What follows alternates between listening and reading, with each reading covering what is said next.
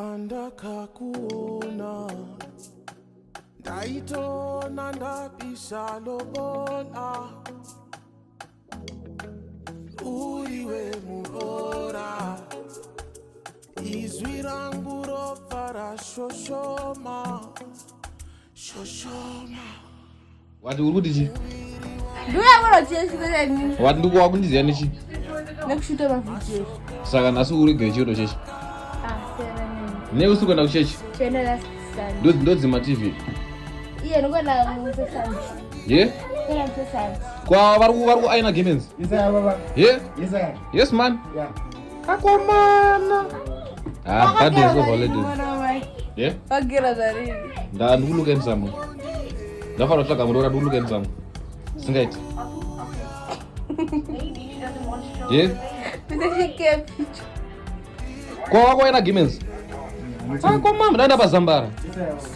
He? Zambara ngumu. Muri wemasuwe pakugara kwenyu kose. Ye? Awa ndizvo baba. Ndizvo baba. Enda toyozwacha zvako. Oh, abu. Yeah. So guys, madi. Shikira pa moms yangu. Let me tell you what's happening in today's video. In case I didn't tell you. Okay guys, so ndo kepenga chinza precious ndipise. Tell me don't comment section and don't fit it. So guys, what's going to be happening in today's vlog is ndino kwandogara pane panoti nesemvura. But today kuapa next door kama neighbors. So in time table chinazanda imaster unyazoziva kuti paindwa nguva iyi kana zvekutangovhunza ndingori munhu asingonyasori social so vaiziva plus whatever hamino zvavangori maiziva. So since kwa moms yangu vari padhuze I decided to go to wash my washing kwa moms and then ndobva ndageza ndozozokera newashani yangu padeni, you understand. So yeah, that's what's gonna be happening in today's vlog. So yeah, if it's okay, please make sure you like, comment, share and subscribe to my channel for more and more content, understand. Today we're gonna be doing laundry and I don't know what I'm gonna be showing you again. Then just make sure you stay tuned, you watch the video to the end, you like, comment, share and subscribe to my YouTube channel for more and more content, understand. The king of consistency, one and only person who drops each and every day like Toki. Call me Toki because I drop vibes every day. So guys, but didn't do so that I eat. That's what I talk. So guys, that's what's gonna be happening to this vlog. Make sure you stay tuned, you like, comment, share and to subscribe to my YouTube channel. Let's get it. So guys, I wanna start by washing my yangu anachorota kubatira. My white winter sheets. Rakunonda kama wacha anobvere zvimigirima. Zvimasini zvaari kubatira zvimagumbezi. Understand? So ndina washing yakawanda. Let me just quickly do zvinhu zvangu fast because ndina washing yakawanda zvangu ndo. Ezam. Mama tiza angu ashirimo washing basket rakasviba. Dzimwe hembe dzangu dzadzi. So guys, utunge tuhembe ndandasiya kwamuchembere china kuti asina kuwacha. So yeah, panapa let's do kawashing akatione kuti zvinopera sei. Nopupumere safe yoyi. Let's sit on. Let's hope zvinopera zvekubatira musoro because it's now irritating zvakudibhowa. Zvakapera now I have to spend a lot of money to buy my sheets and I'm not loving it at all.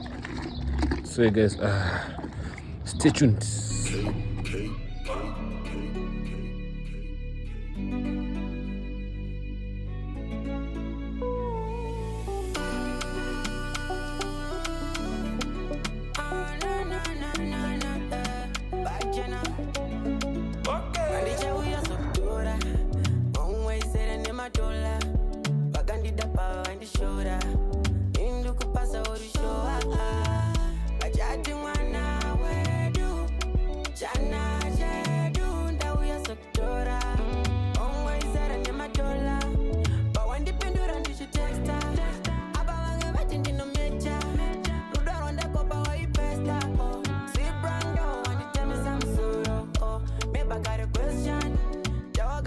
So guys, as you can see, Wutsi, the pizza kawashi kangara baba.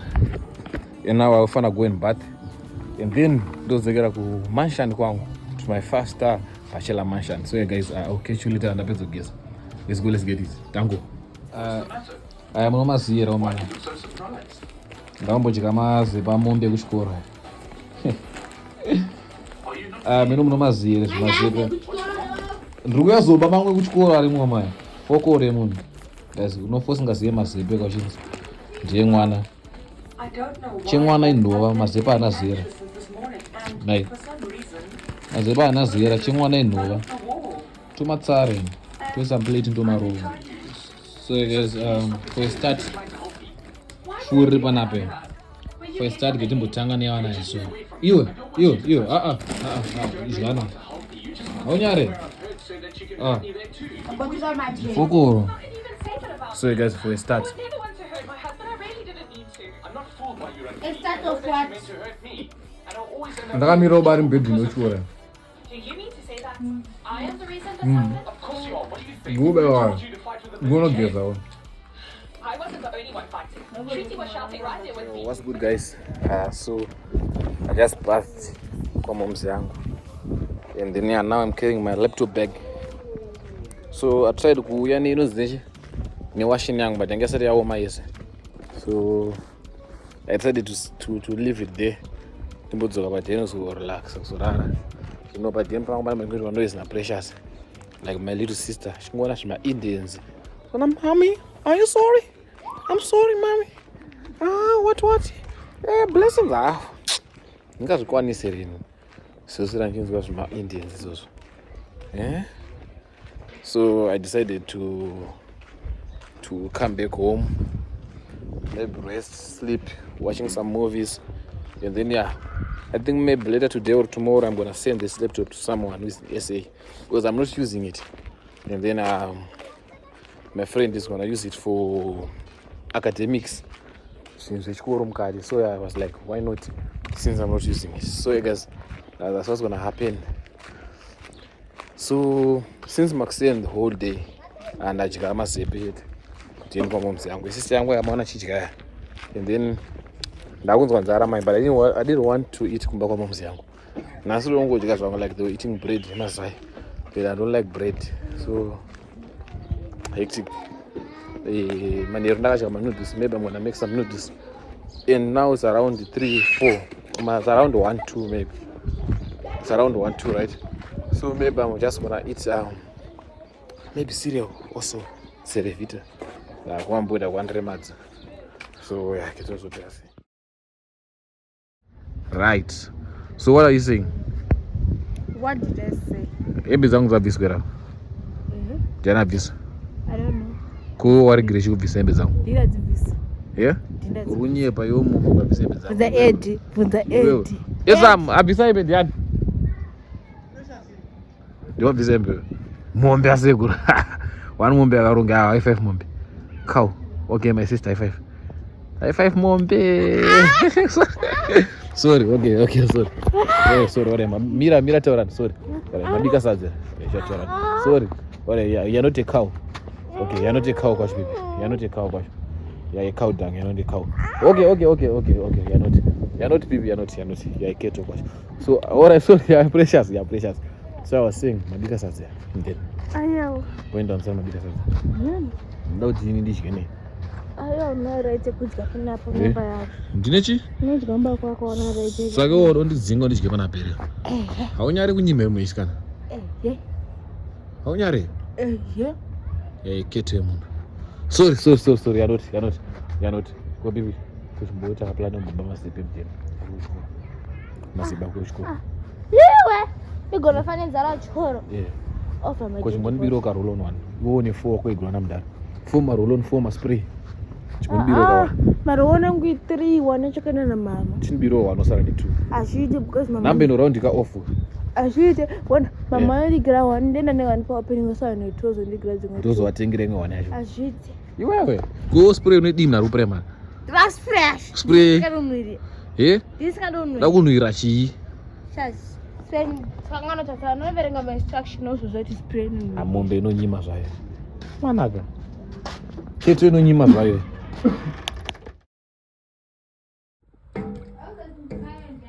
So I guess now we'll be going to start doing now. We'll be going to muri yangu sadza. Yeah. And the precious. Jana wakashibika shibisa stove deso. Jana kwa ne uchina ye. Fende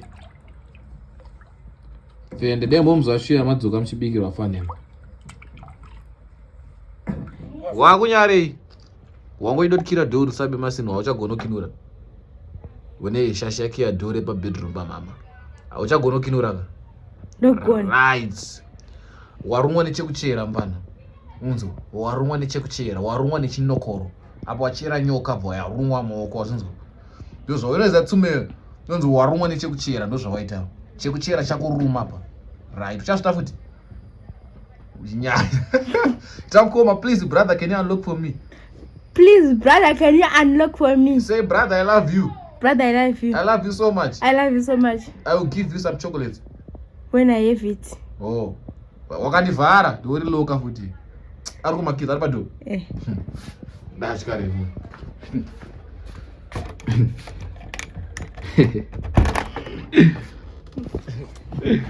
iro rakaratadza kukinura dho rakaratadza richinyanya onai guys disaster ubvu nedzungu yo pakashata ndazospoila stove yaya manje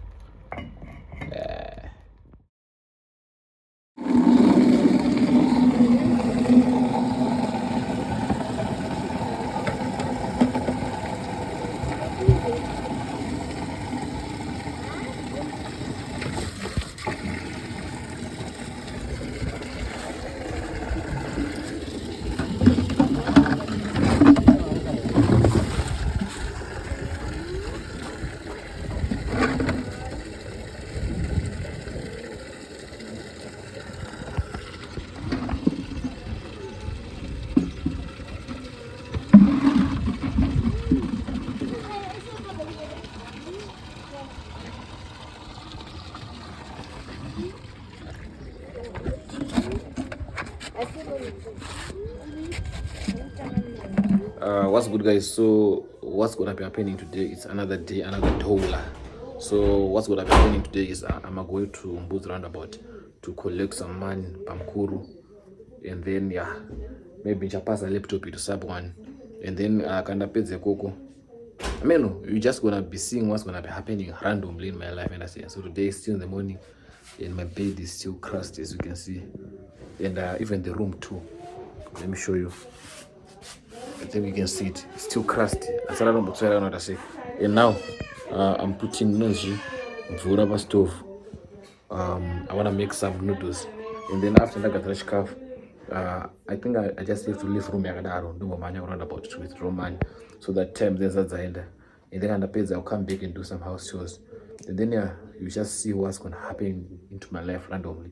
You can't say it's spend the day with me or what, but you're just gonna see what's gonna be happening in my life randomly. How Zim is treating me, how Zimbabwe life is like, how Zimbabwe life is like. This, I mean, but you guys are so stay tuned. So guys, I always do my argument. How do you guys cook these noodles?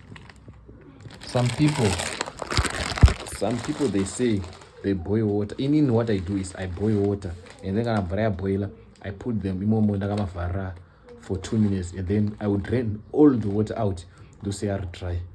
Then I will save them. There's a spices, my tomato sauce, and then some people want to kwatisa because I'm much quarter, and then for soup. You guys, is that how you guys cook some noodles? Yo, that's crazy. Like for you, how do you make noodles? Tell me in the comment section. How do you make this? Tell me, how do you make this? You guys are making poison. As it from a police momo, and we see how many soup is also. What the? You guys are cooking kak. Let me show you how I'm gonna do it. Can I boil? I'm gonna put them there. I'll drain the water, and then I'm gonna eat them. So yeah, make sure you stay tuned.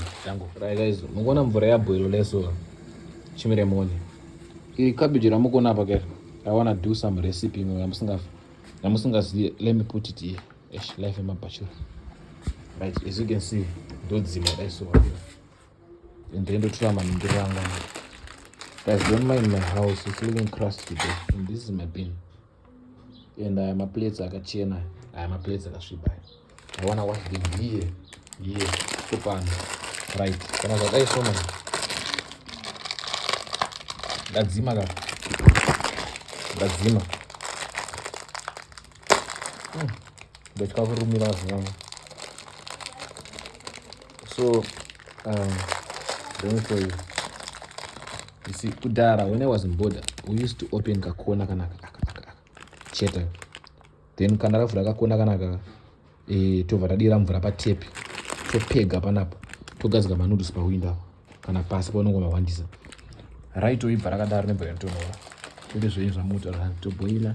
We want soup from the water. Fokoro. Okay, and then like this, right? And then all this spice. Let me remove the spice. Okay.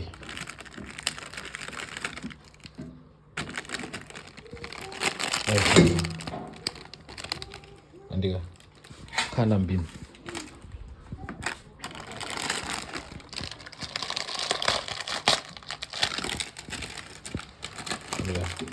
Vura kuda so. That's so. And then throw this energy. Spice. That's so. So kind of another thing.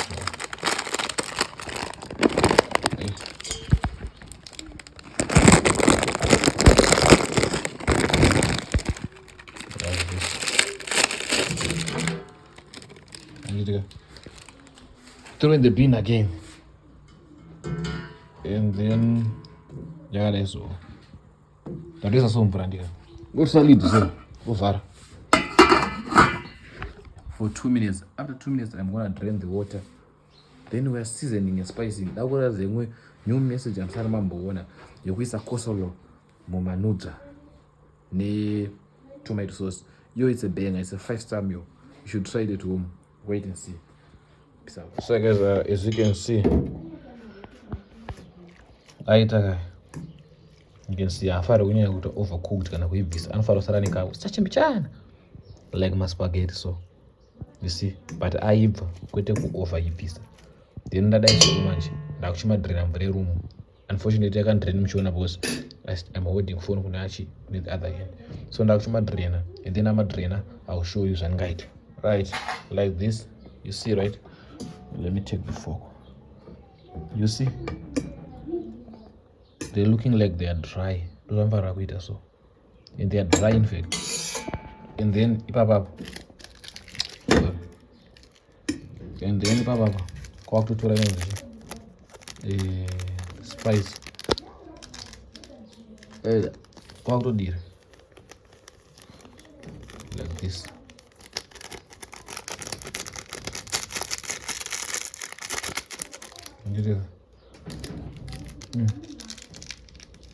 What is it? Coago deer like this.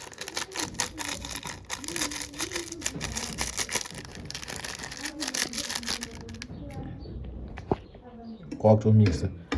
Kana usina zvimwe zviwedzera zvaunazvo papoint inoita kuti zvakase zvapera chitosununguka zvako kudya mudyo wako. But manje kana uri bachora nyama sini manje chega ndichikuona chimanda kuradza zvanobva waita. Handimukona muri plain daisoka hamuna chirima ndika lega ndimbotesta.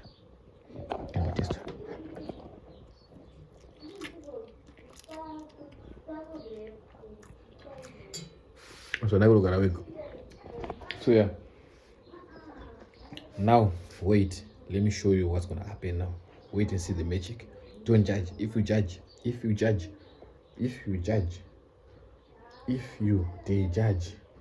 I'm telling you, wait and see the magic. Right. This is cabbage. We are making an instant slow. I cannot make the slow. The last time I showed you the coleslaw. The last time I showed you co-fast. This is co-middle. In the bachelors, it's co-fastest because it's fast. There's no need to mix a coleslaw, cook a lunch, and stuff. Kutongo gazira. Imomo. Because I think there's a bit of tongo because you say next time chango because Saturday nyama ne yunongo sampoto and I'm chango pida shasa kana mdumbu. So don't judge. It's called time management. We work with time. So as you can see here, this is our meal. We're gonna be putting this inside this. You understand? So don't miss this one out. Check it out. So trying to seconds here.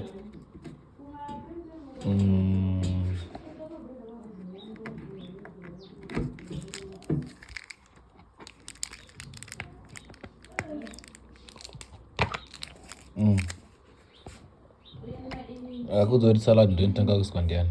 Ndotanga tomato sauce. Those are very good. Okay. Taste like a sauce kid. Now there's a salad much. And then one thing that my mama told me is salad, you always have to look for a new spoon. I mean a clean spoon. As you can see, it's clean, right? If you use spoon, shiba and you know shisha, shatter. And then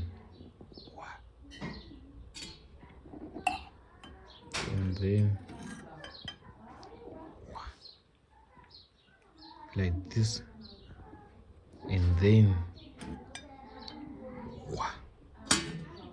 you understand? So mixer. Make sure you try this because this is a bang, I'm telling you, and it's so nice and fast. Thank me later. So guys, this is the final outcome. Look how yummy it is looking. Look how yummy it is. You see? Sometimes you don't have to judge me. Before I want how far. So guys, this is how yummy it is looking. If you embody, you can understand this meal.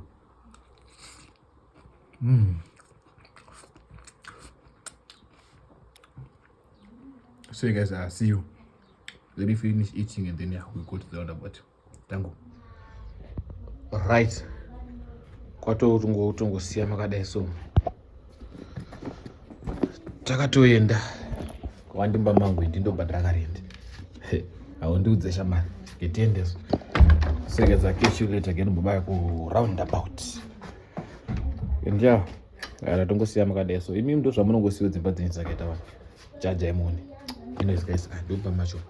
Let's go. Guys, when you brush manya, the pick up my socks is serious. Yeah. That's crazy. Pick up my socks serious. That was one aga. That two ground, about go boy, and let my socks. But anyways, guys, that's not been around about 2 more. As you can see. Do progress with Kamanabe. Those with Kapano around this. So, Chango show you. Is an end at once. I will show you. Now, show us since today's video, I see around about Takara in Zenia.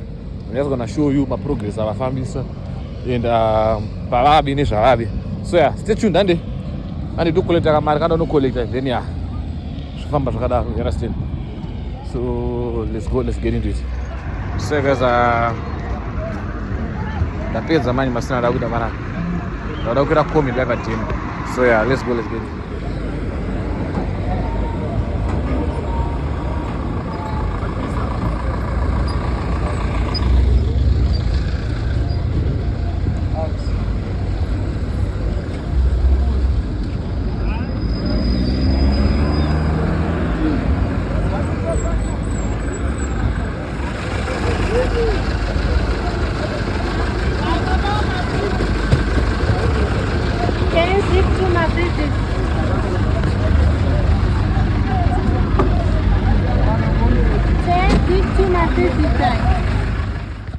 You know what, guys? Today I'm so excited. Like I'm super excited. I'm so happy today. You don't know why I'm so happy. I'm here. You don't know, right? Let me tell you why I'm so happy.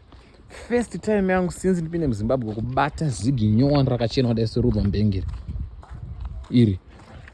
Naka this zig I'm not gonna use it. Njarama ndinaro every day. Njarama ndinaro pese pandiri njarisa munogara mabeta angu. Iwo zvinoyera man is second kubata zigi nyonda muZimbabwe leso. Nchoti vari kumapowa kubenga kasviba here arutanga umburudzwa kuchitungwizeroko ozinopowa vanhu. Ha!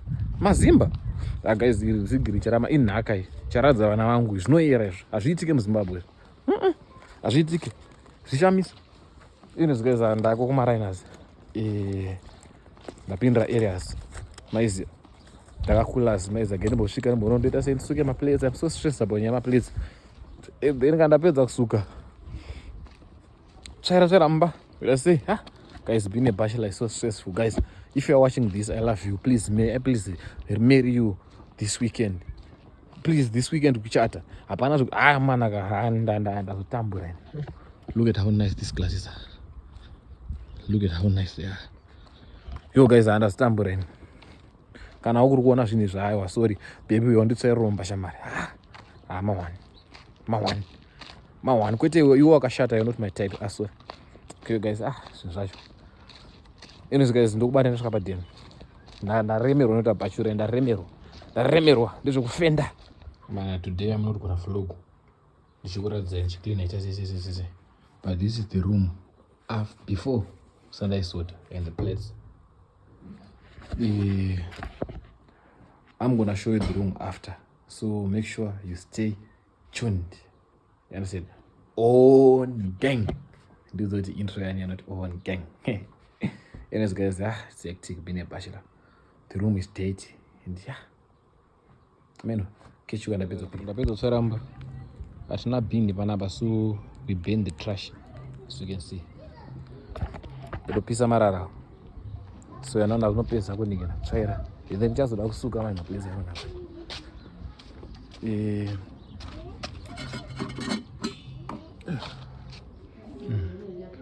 So you can see. Try it on 10. Mawasara to my lights nini. Look on nice. Don't mind the dish towel. Don't mind the dish towel. As you can see, that's how I spend my boring days in Zimbabwe. So you guys, we're still chilling, terrible. And I will show you after everything is done, and then the pizza vlog, because there's not much to show you. That's how I live in Zimbabwe. It's crazy, right? But anyways, panelipo na pizza pa maybe I'll just wash my dishes, dora, and then dera to pera. So it's like a spend a day with me. So yeah, so guys, it's late, and now I'm doing some dishes. Yo, look. Being a bachelor, it's shown me some flames now. Yo.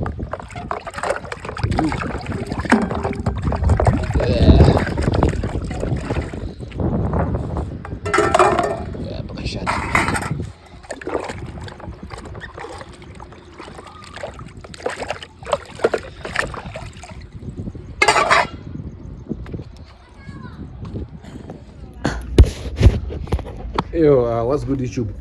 So it's late at night now. It's around 6-7 and I'm so hungry guys, and I don't want to start cooking now because now it's not worth it for me to buy nyama. It's gonna waste my resources, it's gonna waste my million, my salt and my cooking oil. So I don't think I can $1. So that instead of buying nyama $1, what if I'm going to think I'm going to $1 rakatobika order nyama? It's better, saves time, saves gas, saves resources. You understand? Compromising, is that compromising? Yo, farmers now. Anyways guys, that's got my shows batanos. Let me just look for pap salsa real quick, and then you're gonna think salsa ndochka then do buy then kwak to no go, kwak to no kusha life bachela man. If you are watching this kana uri sing ndiro please and to chat kana weekend, all right? Pakanyangara. Anyways, ndashika pana, as you can see. You know, no pera say.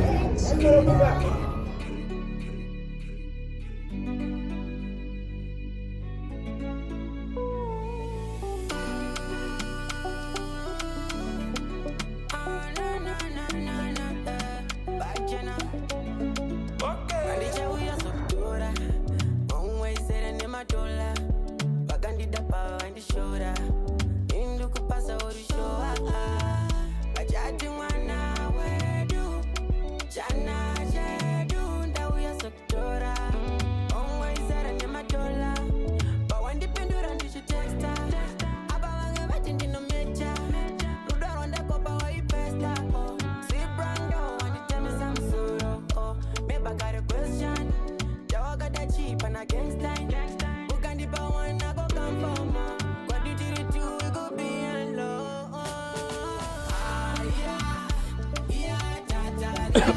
Nah, guys, to be honest, I don't want to lie. Yo, I just don't know. To be honest, I was so disappointed today. I was so disappointed, man. That save was as a Nengo, man. Sorry. Man, I was so disappointed. That save was as a Nengo. I mean, Nengo here, that you're on drama pork steak. Panzi bana ma pork steak, beef in the chicken. That I was the big pork steak. I should have told I say. That for my ultimate stew this steak again. Is over save was as a Nengo. Nengo era man. Pakashata. So my restaurant. Idio mara ini msadaro. Amene kasema mdudu anda chirase. Tangotitinyatita mabhonzo. Apa munhu ofunga musikane atondisarudza chitoti agona pana pandi pa choice yenyama chache. Ndipa nhengo pazvezerawo man. Nderase ndakazvikwanisa. So guys, ndandarara and then I decided to woke up. Southern student nhengo ndandachika kai. Zvinondita bo. So yeah. It's midnight now and I decided to make this. I got to quarantine Zara. Student nengalo yana undita boy. They had to miss some way, so I decided to make some porridge. Serevita. I mean, I think Peter and Buddha got on Remazani. I can't see where I put my dish towel. I think Peter and Buddha got on Remazani and Fungo and it's not timetable, which is serious. Now we can go to the end time. Anga maskati. Anga maxine. Maskati kana vanero. Asina timetable. Meno ziri no mawero ma. Pakashata. Zvima canteen zvomara ina mantitiro serious man. I'm not kwaza nenzara. Shinoda kundiseva nhengo. Yenguruve. Sadaro so. Anyways guys. I'm sure you can smell it from there. So nice. So you guys, thank you for watching the vlog to the end. Make sure you like, comment, share, and subscribe to my YouTube channel for more. It's similar for you. Yo. Thank you.